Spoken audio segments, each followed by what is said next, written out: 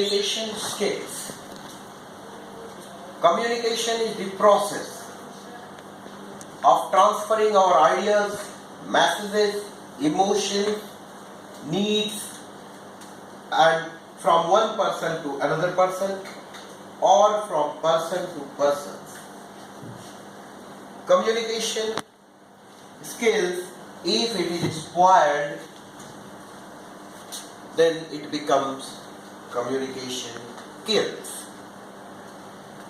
So we need to be very, very alert while communicating and in the communicating environment. Today we will be having this session, and that session will be covering introduction and a few videos, discussion, followed by recapitulation. This is the only recapitulation part that we are going to have in this video. And this is the part of summer school. Communication, for becoming a better communicator, we need to establish harmony with nature. We communicate for two purposes. First, to express. Second, to impress. But in short circumstances, we can adopt communication to impress. But in the longer run, expression becomes more significant. And communication exists among us animals as well. We communicate with our friends, peer groups, human communication. At the same time, we also communicate with nature, animals, birds, flora and fauna.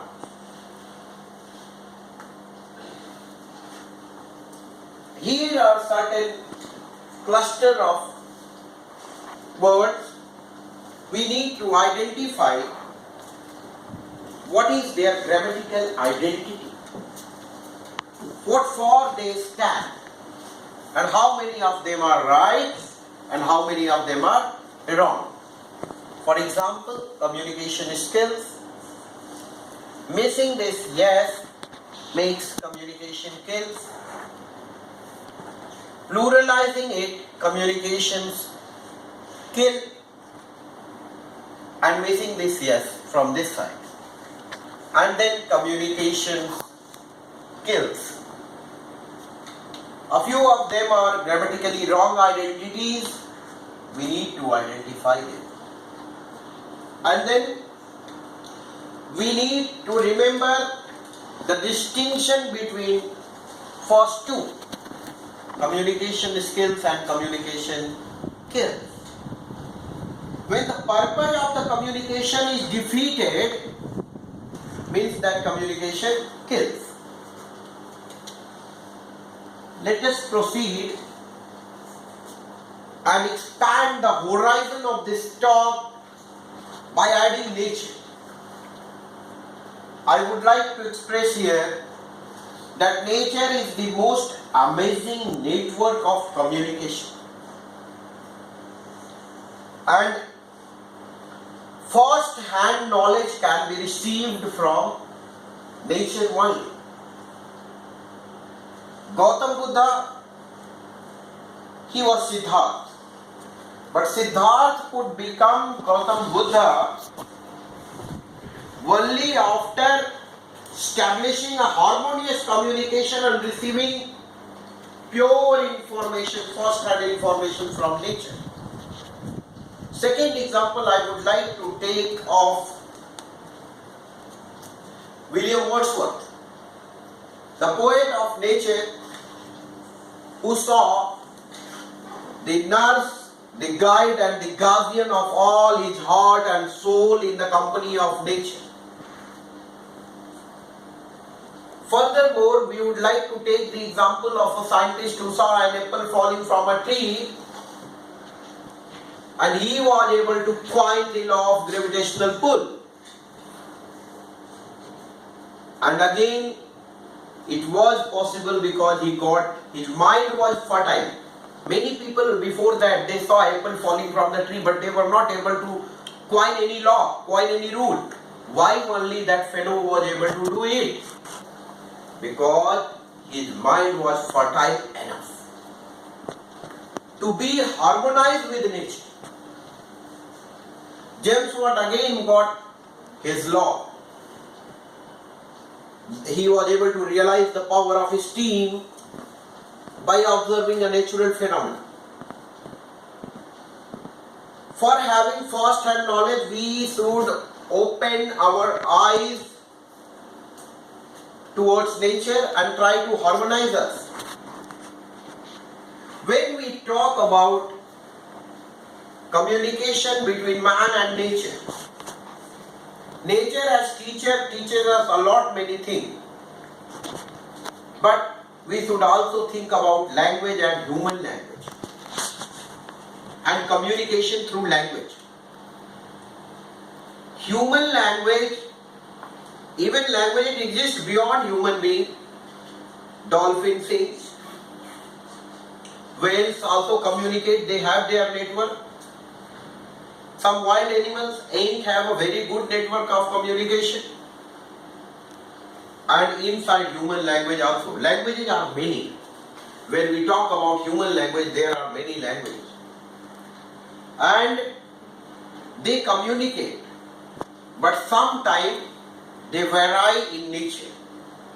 And that is why we need to understand that distinction amongst languages. When we talk about human language and communication through human language, we need to identify the process of language learning that is compiled in 4 terms, LSRW. This LSRW talks about L stands for listening, S for speaking, R for reading, and W for writing. When a baby borns, it is immaterial that where he is born, the language he listens, the language he speaks. And then there comes guided training for the language learning, that is the part of reading and writing. That training part is involved. Otherwise, listening and speaking is the natural process of language learning. God has given us 2 ears and 1 mouth so that we may listen more and speak less. And listening is the mother of all speaking. So we need to train ourselves in listening first, then speaking will come automatically. We need to plan LSRW in terms of second language learning. If we want to acquire mastery over second language, we need to focus on LSRW, planning LSRW, plan to listen. And if we don't have a plan, we won't be having the mastery over the language, because failing to plan is equal to planning to fail.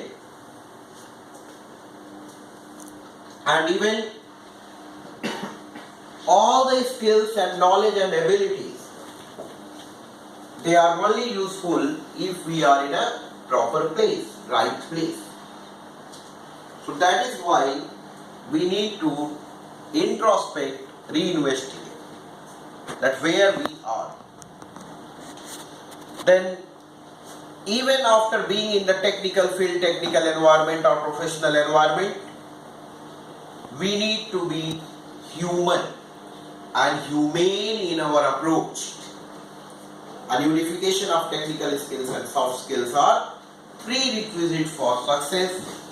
And in the similar way, communication skills can enhance the graph of your success.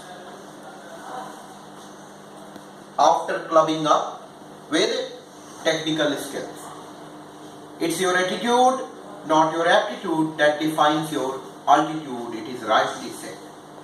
In the current scenario, any individual needs to have the right skill, right knowledge, and the right attitude to be the right professional. Many a time we are discouraged by criticism. but we need not to heed on over the criticism. Whatever you do, good or bad, people will have something negative to say over it. And then if you want happiness for a lifetime, try to extend the helping hand to the next generation. Whom you think you can guide, you can help. So try to inculcate these values. Then if you have any question, feel free to ask. Finally, moving to the concluding part, I wish to say here, this is the punchline of the day, that creating job-worthy citizen is the duty of education, and value addition to their persona is the beauty of education, whereas to serve the causes of humanity and the world peace is the sublimity of education. Whatsoever you learn, you remember that one day it must be helpful for the world peace. Our communication skills, our ability, ultimately they should serve the mankind, humankind. That's it for the day. Thank you.